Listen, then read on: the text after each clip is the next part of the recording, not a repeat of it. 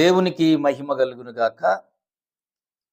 మన ప్రభువును రక్షకుడైన యేసుక్రీస్తు వారి కృపయు సమాధానం అందరికీ తోడైండును గాక. ప్రియమైన దేవుని బిడ్డలారా, ఈరోజు దేవుని వాక్యం చదువుకొని మనం ధ్యానం చేసుకుందాం. సామెతల గ్రంథం 11వ అధ్యాయం 26వ వచనాన్ని మనం చదువుకుందాం. నీతిమంతుడు తన పొరుగువానికి దారి చూపును, భక్తిహీనుల ప్రవర్తన వారిని దారి తప్పించును. ప్రియమైన దేవుని బిడ్డలారా, నీతిమంతుడు తన పొరుగు వారికి దారి చూపిస్తాడంట, భక్తిహీనుడు దారి తప్పిస్తాడంట. చాలా అద్భుతంగా ఈ గ్రంథంలో ఈ మాటలు గ్రంథకర్త అయినటువంటి సొలొమోన్ గారు రాశారు. ఎవరికైనా ఈ రోజుల్లో కష్టంతో మన మధ్యకు వచ్చినప్పుడు, ఏదైనా అవసరాలతో మన మధ్యకు వచ్చినప్పుడు, బైబిల్ ఏం చెప్తుందంటే, నీతిమంతుడైతే తన పొరుగు వారి గురించి ఆలోచిస్తారు, తన పొరుగు వారి ఇబ్బందులు ఉన్నప్పుడు వారికి దారి చూపిస్తారు. అలా దారి చూపించాలి, వారిని ఆదరించాలి, వారి గురించి ఆలోచించాలి అని అంటే అది ఒక నీతిమంతుడు ఒక్కడు మాత్రమే చేయగలడు. అది అందరి వల్ల కాదు అని చెప్పి బైబిల్ చెప్తా ఉంది. కాబట్టి ఈ కాలంలో, ఈ దినాల్లో, ఈ కడవరి కాలాల్లో, కడవరి దినాల్లో భూమి మీదకి భయంకరమైనటువంటి శ్రమలు రాబోతున్నాయని లేఖనాలు సెలవిస్తున్నాయి. ఇప్పటికీ కూడా ఎంతో మంది శ్రమలు అనుభవిస్తూనే ఉన్నారు, కష్టాలు అనుభవిస్తూనే ఉన్నారు. కానీ వారిని ఆదరించేవారు లేక, వారికి మార్గము చూపేవారు, దారి చూపేవారు లేక ఎంతో మంది కృంగిపోతున్న వారు ఎంతో మంది మనకు కనబడుతున్నారు. చాలా మంది కుటుంబాల్లో చూస్తే తినడానికి కూడా ఆహారం ఉండదు, కట్టుకోవడానికి బట్టలు ఉండవు, తలదాసుకోవడానికి కూడా నీడ ఉండదు, శరీరంలో ఆరోగ్యం ఉండదు. ఎన్నో రకాలైనటువంటి బాధలు ఎంతో మంది ప్రజలు పడుతున్నారు, మనం చూస్తున్నాం. కానీ అలాంటి వారికి సహాయము చేయడానికి ఈ కాలంలో ఎవరు రాలేని పరిస్థితిలో ఉన్నారు. చాలా మందికి దేవుడు చాలా మందిని దేవుడు దీవించాడు, ఎంతో ఉన్నతంగా ఆశ్రయింపబడ్డారు. కానీ సహాయం చేసేవాళ్ళు లేరు. ఎందుకంటే ఒక నీతిమంతుడైతేనే వారికి దారి చూపించగలడు. యేసుక్రీస్తు రక్తములో కడగబడి, యేసుక్రీస్తు యొక్క మనస్సును కలిగి ఎవరైతే ఉంటారో వాళ్ళైతేనే తన పొరుగు వారి గురించి ఆలోచన చేసి వాళ్ళకు ఒక మంచి లైఫ్ను, ఒక మంచి జీవితాన్ని ఇస్తారు, ఓ మంచి మార్గాన్ని చూపిస్తారు. కానీ భక్తిహీనుడు మార్గం మళ్ళిస్తాడంట, మార్గాలు తప్పిస్తాడంట. ఎంత భయంకరమైనటువంటి విషయమో చూడండి. భక్తిహీనుడు మార్గం చూపడు. చాలా మంది కష్టాల్లో ఉన్నప్పుడు ఎక్కడెక్కడికో వెళ్ళిపోతారు. ఎవరైనా సహాయం చేస్తారేమో, ఎవరి ద్వారా నాకు మేలు కలుగుతుందని చెప్పేసి ఎక్కడెక్కడో వెళ్తారు, కానీ నిరాశ పాలై వస్తూ ఉంటారు. ఎవరు ఎటువంటి సహాయం చెయ్యరు. కానీ నీతిమంతుడు మరి దారి చూపిస్తాడు, తన గురించి ఆలోచిస్తాడని చెప్పి లేఖనాలు సెలవిస్తున్నాయి. ప్రియమైన దేవుని బిడ్డలారా, మీరు నిజంగా నీతిమంతులైతే నీ పొరుగువారు ఎవరైనాను కష్టాల్లో ఉండి నీ వద్దకు వస్తే మీ చేతనైనటువంటి సహాయం చేయండి.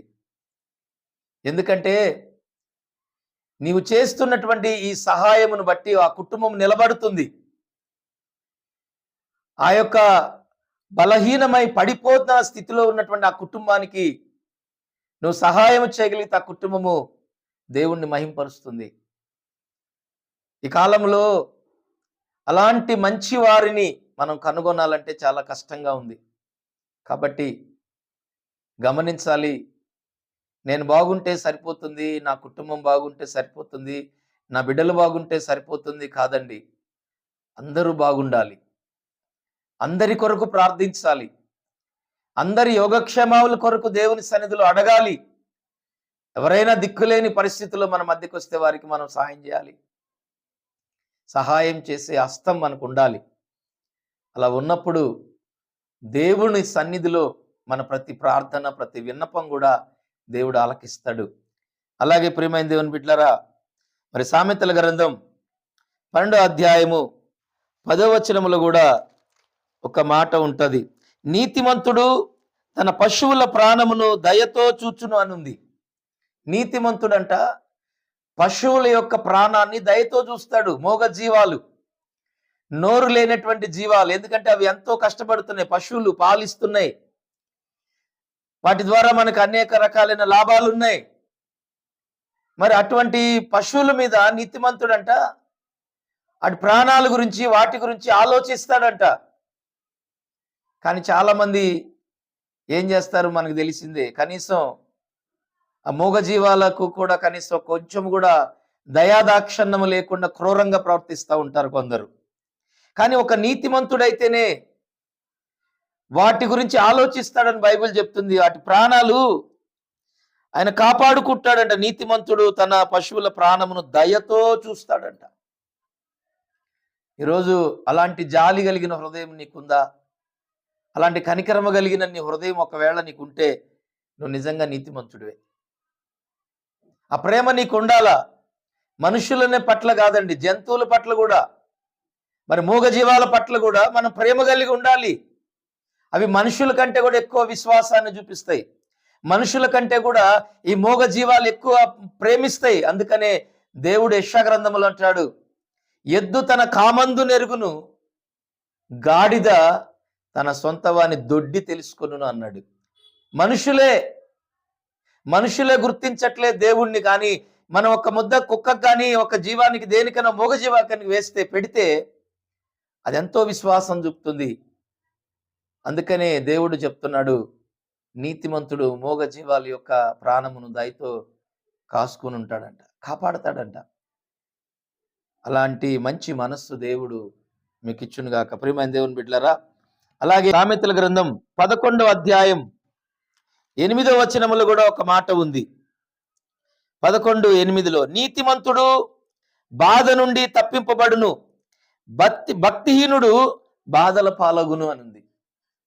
నువ్వు నీతిమంతుడు అయితే నువ్వు చేసే ప్రతి కార్యం అది దేవునికి మహిమకరంగా ఉంటే దేవుడు అంటున్నాడు, నిన్ను ప్రతి బాధలో నుంచి దేవుడు విడిపేస్తాడంట. నువ్వు బాధల్లోంచి విడిపించబడాలంటే నువ్వు నీతిమంతుడివై ఉన్నప్పుడు నిన్ను దేవుడు తప్పకుండా, ఎలాంటి బాధలో నువ్వు ఉన్నా కూడా ఆ బాధలో నుంచి దేవుడు నిన్ను విడిపిస్తాడంట. దేవునికి మహిమ కలుగును గాక. అలాగే సామెతల గ్రంథం 13వ అధ్యాయం 25వ వచనములో కూడా ఒక మాట ఉంటది, నీతిమంతుడు ఆకలి తీరా భోజనము చేయును, భక్తిహీనుల కడుపునకు లేమి కలుగును అంటున్నాడు. నీతిమంతుడి కంట మరి ఆకలి తీరా భోజనం దొరుకుతుంది, ఎందుకంటే దేవుడు పోషిస్తాడు. ఆయన అందుకే అంటాడు, ఆకాశ పక్షులను చూడుడి, అవి విత్తవు, అవి కోయవు, వాటి పంట లేదు, గరిసె లేదు, ఏమీ లేదు, కానీ వాటిని దేవుడు పోషిస్తున్నాడు. మూగజీవాలను, కొన్ని వేల కోట్ల జీవాలను దేవుడు పోషిస్తున్నాడు. ఇవాళ అని అంటాడు, వాటికంటే మీరు నాకు శ్రేష్ఠులు కారా అని దేవుడు మనతో చెప్తా ఉన్నాడు. ఇవాళ నిజంగా నువ్వు నీతిమంతుడు అయితే ఆయన ఆకలి తీరా తృప్తి అయిన భోజనం దేవుడికి సిద్ధపరుస్తున్నాడు. నువ్వే స్థలములో ఉంటే ఆ స్థలములోకి నీకు ఆహారం సమృద్ధిగా వస్తుంది.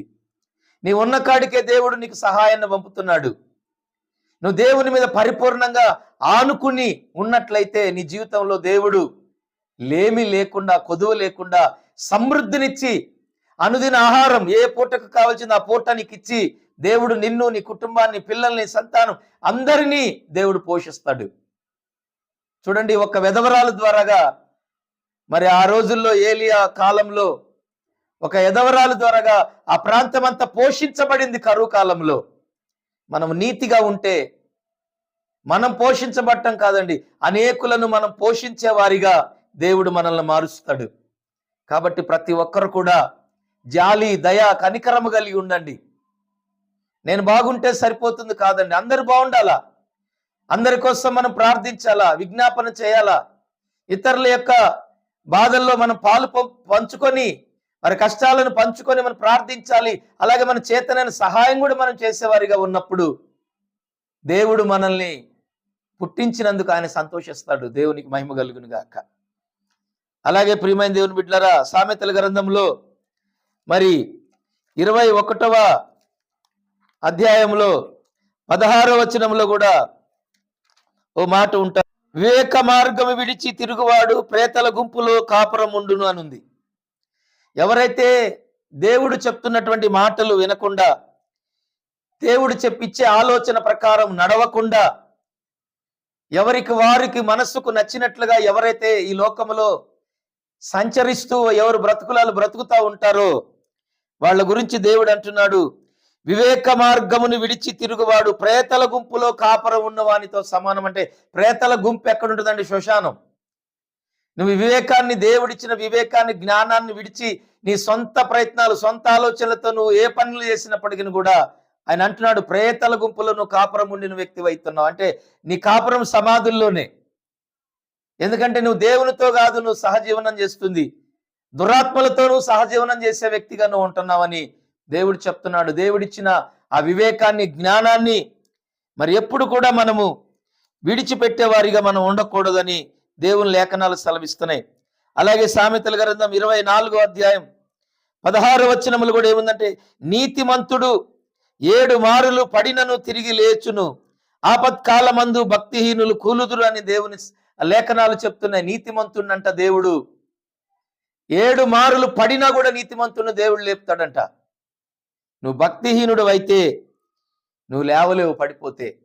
కాబట్టి మీ నీతిని మీరు కాపాడుకోండి, మీ భక్తిని కాపాడుకోండి, మీ విశ్వాసాన్ని కాపాడుకోండి, ఆయనతో మీరు నమ్మకంగా ఉండండి. ప్రియమైన దేవుని బిడ్డలారా, ఈ వాక్యం వింటున్న మీరు కనికరము కలిగి ఉండండి, జాలి కలిగి ఉండండి. అందుకని దేవుడు అంట, రాతి గుండెను తీసివేసి నేను మీకు మాంసపు గుండెనిస్తానన్నాడు. అపోస్తుడైన పౌలు అంటాడు, నేను క్రీస్తును పోలి నడుస్తున్నాను, మీరు నన్ను పోలి నడవండి అన్నాడు. ఈ లోకములో ఒక క్రైస్తవుడుగా నిన్ను పోలి అనేకులు నీ మార్గములో నడిచేవారిగా నువ్వు తయారవ్వాలి. ఎన్ని కష్టాలు వచ్చినా, ఎన్ని ఇబ్బందులు వచ్చినా, ఎన్ని రోగాలు వచ్చినా, ఎన్ని సమస్యలు వచ్చినా, ఎలాంటి పరిస్థితుల్లో, ఎటువంటి సిచ్యువేషన్లో మనం ఉన్నప్పటికీ కూడా మన నీతి నిజాయితీని మాత్రం మనం వదిలిపెట్టకూడదు. యథార్థత కలిగి ఉందాం. నీతిమంతుడు ఆకలి తీరా భోజనం చేస్తానంటున్నాడు. దేవుడు ఇస్తాడు. ఈ రోజున్న పరిస్థితులు దేవుడు మార్చివేస్తాడు. నీ యథార్థతను బట్టి నీ సరిహద్దులు విశాలపరచబడతాయి. ఎందుకంటే ఆయన అంటాడు, నిన్ను విడువను, నిన్ను ఎడబాయను అంటున్నాడు ఆయన. అలాంటి గొప్ప దేవుని కృప మనకు తోడై ఉన్నది కాబట్టి ప్రతి ఒక్కరు కూడా అనాలోచనలను వదిలిపెట్టి మరి దేవుని మహాకృప చేత ఆయన అప్పగించిన పనిలో నీతిగా, నమ్మకంగా మనం వెళ్ళినప్పుడు ప్రతి ద్వారము దేవుడు తెరచి ఒక్కొక్క మెట్టు మనల్ని పైకెక్కిస్తాడు. ఇసాకు ఆ కాలములో విత్తనం వేసి 100 పంట కోసినట్లుగా మనం అడుగుపెట్టు ప్రతి స్థలాన్ని మనకు స్వాధీనపరిచి దేవుడు మనల్ని ఆశీర్వదించు ఇస్తాడని లేఖనాలు సెలవిస్తున్నాయి. అట్టి కృప దేవుడు మనందరికి అనుగ్రహించును గాక. ఆమేన్. చిన్న ప్రార్థన చేసుకుందాం. కృపాసత్య సంపూర్ణుడు అయిన నా యేసయ్య, నీ పాదాలకు వందనాలు, స్తుతులు, స్తోత్రములు చెల్లిస్తున్నాను నాయన. ఈరోజు చెప్పబడిన వాక్యమును బట్టి ప్రతి ఒక్కరి హృదయాల్లో ఉన్నటువంటి కాఠిన్యము తొలగిపోయి, అయా నీతిమంతుడు తన పొరుగు వారి గురించి ఆలోచిస్తాడు. నీతిమంతుడు తన యొద్ద ఉన్నటువంటి నోరు లేని మోగ జీవాల గురించి వాటి ప్రాణమును కాపాడుతాడు. అయా నీతిమంతుడు 7 మార్లు పడిపోయినా తిరిగి లెగిస్తాడు. నీతిమంతుడు గురించి అనేకమైన గొప్ప మాటలు మా ఎదుట మీరు పెట్టారు. నిజంగా మేము అట్టి రీతిగా ఉన్నామో లేదో ఒక్కసారి మమ్మల్ని మేము సరి చేసుకొని పరీక్షించుకొని, ఒకవేళ అలాంటి జాలి, దయ, కనికరం లేని కాఠిన్యమైనటువంటి రాతి గుండెల్లాగా మేము ఉన్నట్లయితే ఈరోజే మాకు మారు మనసు అనుగ్రహించబడును గాక. ఈరోజే మాకు మాంసపు గుండె అనుగ్రహించబడును గాక. నీలాంటి మంచి మనస్సును, జాలి, దయ, కనికరం ఈ వాక్యం వింటున్న ప్రతి బిడ్డలకు దయచేయమని, మీరే ఒక్కరే మహిమ పొందమని, వారి వారి యొక్క ప్రతి అవసరాలు, అక్కర్లు తీర్చమని, మీ కృపచేత వారందరినీ భద్రపరిచి బలపరిచి మీరొక్కరే మహిమ పొందమని యేసయ్య నామములో అడుగుచున్నాము తండ్రి. Amen, amen, amen. God bless you. మీ అందరికీ వందనాలు.